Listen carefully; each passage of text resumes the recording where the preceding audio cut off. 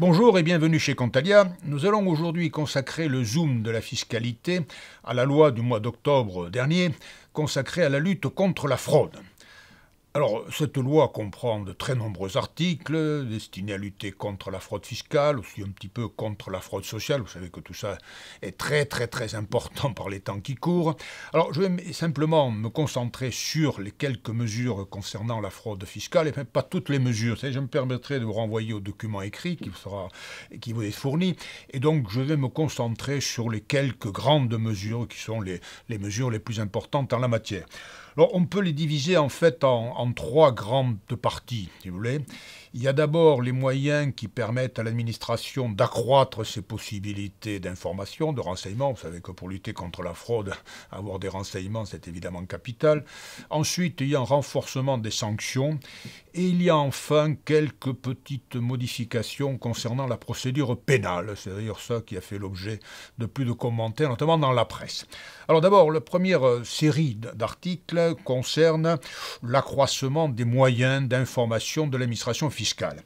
Alors ici, en dehors de quelques détails, si vous voulez, allons à l'essentiel. L'essentiel, c'est d'abord un renforcement des obligations de déclaration des comptes ouverts à l'étranger. Vous savez, il faut déclarer les comptes bancaires qui sont ouverts à l'étranger. Et alors ici, on renforce cette obligation sur deux points essentiels. Le premier point, c'est qu'il faudra déclarer les comptes même s'ils sont inactifs, il n'y a pas d'activité ici. Et d'autre part, il faudra les déclarer même si le solde de 50 000 apparaît en cours d'année, même s'il n'apparaît pas en fin d'année, ce qui est une petite modification par rapport au texte antérieur. Donc, vous voyez, premier renforcement, c'est ceci. Alors, le deuxième renforcement, spectaculaire lui aussi, c'est que l'administration pourra demander communication des messages qui figurent sur les communications électroniques. C'est-à-dire, elle pourra demander aux opérateurs de messages électroniques la communication donc de ces messages.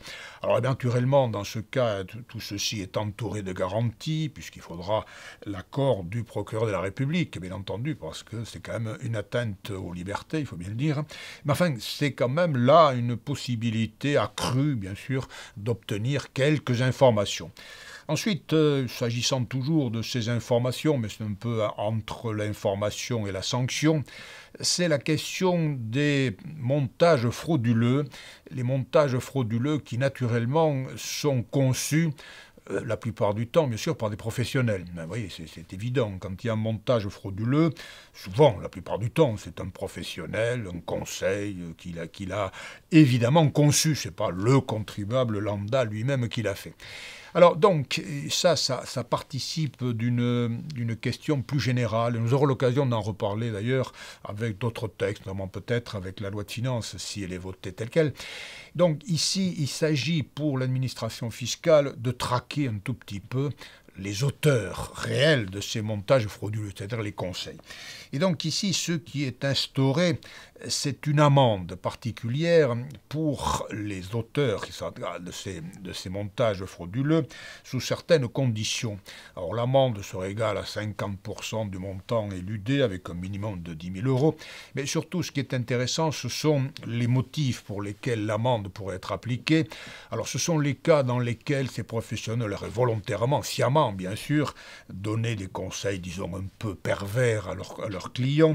Alors par exemple, leur faciliter la constitution de sociétés fictives, leur faciliter par exemple des modifications d'identité pour le candidat, oui, c'est quand même relativement grave. Et puis il y a une formule très générale ici, l'amende s'appliquerait, n'est-ce pas, pour tous les actes faits par un conseil, donc volontairement et délibérément, pour tous les actes destinés à égarer l'administration fiscale. Vous voyez, la formule est suffisamment large pour pouvoir comporter beaucoup de cas d'application. Mais nous aurons encore une fois l'occasion d'y revenir. Vous verrez, les professionnels qui conçoivent ces montages sont un peu dans le collimateur du fisc ces dernières années. Alors, première partie, c'est l'élargissement des possibilités d'information de l'administration fiscale. La deuxième partie, c'est donc un renforcement de certaines sanctions. Alors, outre des amendes qui sont augmentées, les amendes pour fraude fiscale, il y a deux choses qui peuvent être plus importantes qu'il n'y paraît pour la notoriété d'une entreprise notamment. Il y a d'abord le fait que les condamnations pour fraude fiscale seront systématiquement publiques, sauf si le tribunal s'y oppose. Ah oui, c'est déjà le cas. Souvent, ces condamnations sont publiques, sont publiées dans les journaux. Ah, c'est vrai que pour l'image de l'entreprise, souvent, c'est quelque chose évidemment d'important, un peu négatif pour elle, bien sûr. Et puis, alors ça c'est nouveau, c'est les sanctions administratives qui pourront être également publiées, et seront publiées notamment sur le site internet du ministère des Finances, de la direction des finances publiques. Alors, elles ne pourront être publiées qu'avec un avis conforme du comité des infractions fiscales.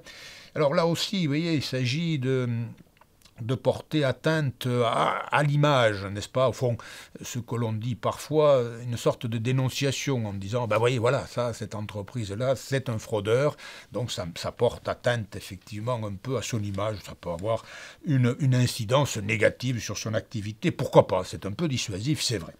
Et puis il y a la troisième partie, ce qui a fait l'objet de plus de commentaires d'ailleurs dans la presse, c'est la procédure pénale. Alors la procédure pénale, c'est-à-dire lorsqu'il y a une plainte déposée. Alors ici, plusieurs évolutions. D'abord, une première petite évolution, c'est qu'en étant à la fraude fiscale, ce qu'on appelle les conventions judiciaires d'intérêt public, alors c'est pas tout à fait le plaidé coupable, on le résume souvent un peu comme ça, donc juridiquement c'est pas tout à fait ça, c'est-à-dire qu'une personne morale, si elle reconnaît son infraction et si elle verse une amende, et alors avec l'autorisation du juge, n'est-ce pas, la procédure se termine et donc il doit payer évidemment ce qu'il a fraudé, il va payer également l'amende. De surcroît, en cas de plainte pénale également, pourra s'appliquer la transaction fiscale, ce qui n'était pas le cas jusqu'à présent. Jusqu'à présent, on ne pouvait pas transiger lorsqu'il y avait une plainte pénale.